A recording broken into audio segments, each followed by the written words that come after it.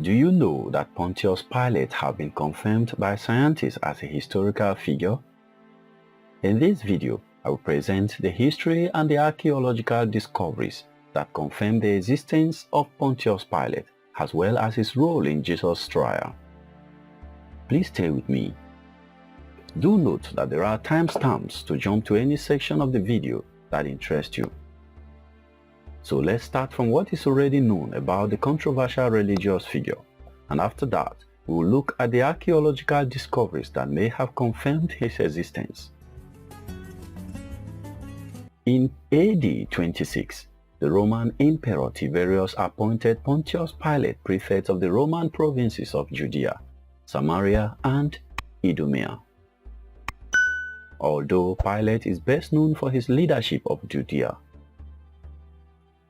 while the typical term for a Roman prefect was 1 to 3 years, Pilate, who succeeded Valerius Gratus, was to hold his post as the 5th Roman procurator for 10 years. As a Roman prefect, Pontius Pilate was granted the power of a supreme judge, which means that he had the sole authority to order a criminal's execution. His duties as a prefect included such mundane tasks as tax collection and managing construction projects. But perhaps his most crucial responsibility was that of maintaining law and order. Pontius Pilate attempted to do so by any means necessary. What he couldn't negotiate, he is said to have accomplished through brute force. As governor of Judea, Pontius Pilate faced a conflict of interest between the Roman Empire and the Sanhedrin Jewish Council. When Pontius Pilate asked Jesus if he was king of the Jews, he claimed that Jesus embraced the title, which he never did. This accusation was considered an act of treason by the Roman government. According to some sources, Pontius Pilate collaborated with Jewish leaders who viewed Jesus' claims to power as a political threat in prosecuting him. In the Gospel account of the trial of Jesus, Philo and Joseph describe Pontius Pilate as having been cruel and unfair.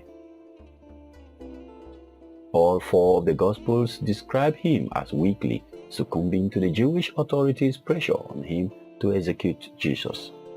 The Gospels indicate Pontius Pilate's indecision, citing that he considered to letting Jesus go at one stage of the trial, but later rescinded the offer. Of the Gospels, only Matthew chapter 27 verse 24 describes Pontius Pilate as refusing involvement in Jesus' crucifixion. It reads, "So, when Pilate saw that he was gaining nothing, but rather that the riot was beginning, he took water and washed his hands before the crowd, saying, I am innocent of this man's blood. See it to yourselves." Since according to the rules of the Roman Empire, calling oneself king was grounds for treason, Pontius Pilate ordered that the initials INRI be inscribed on Jesus' tomb after the crucifixion. In Latin, INRI stood for Jesus' name and his title of King of the Jews. Some believe the title was meant derisively to mock Jesus for his lofty claim. The circumstances surrounding Pontius Pilate's death in about AD 39 are something of a mystery and still debatable. According to some traditions, the Roman Emperor Caligula ordered Pontius Pilate to death by execution or suicide. By other accounts, Pontius Pilate was sent into exile and committed suicide on his own accord. Some traditions assert that after he committed suicide, his body was thrown into the Tiber River. Still, others believe Pontius Pilate's fate involved his conversion to Christianity and subsequent canonization. Pontius Pilate is in fact considered a saint by the Ethiopian Orthodox Church.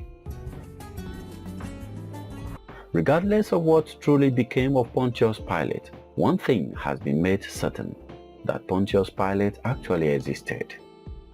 During the 1961 archaeological dig in Caesarea Maritima, Italian archaeologist Dr. Antonio Frova uncovered a piece of limestone inscribed with Pontius Pilate's name in Latin, linking Pilate to Emperor Tiberius' reign.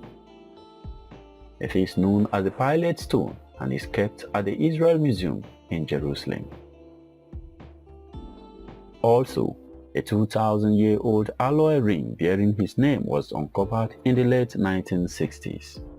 It was one of thousands of artifacts found in the excavation of Herodium, an ancient fortress and palace south of Bethlehem in the West Bank.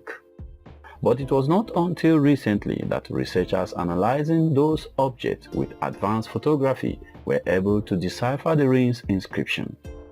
It reads, "Of Pilate" in Greek letters set around a picture of a wine vessel known as a crater.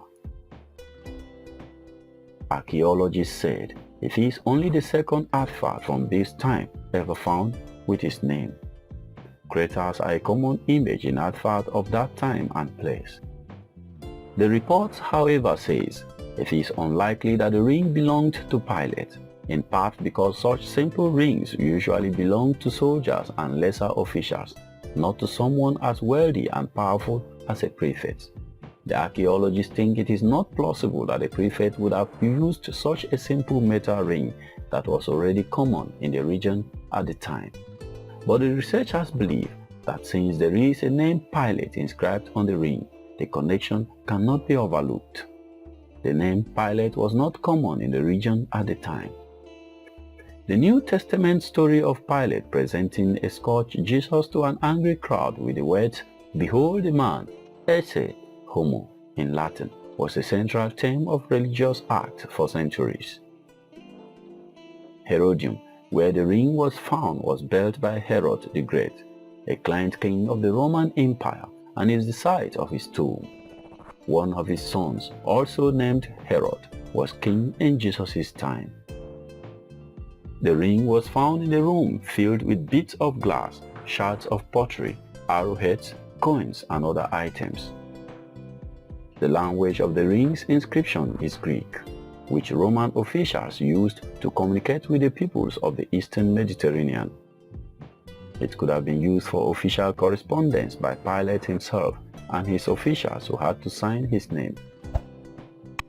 During his decade-long tenure, which was longer than usual, Pilate displayed hostility to local residents and nearly provoked 2 uprisings. So what is your thoughts? Please leave a comment to let me know what you think. Click the video on your screen right now to know more about the archaeological discovery that confirms the birth of Jesus Christ.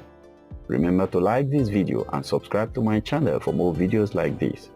Thank you very much for watching. See you in the other video. Peace.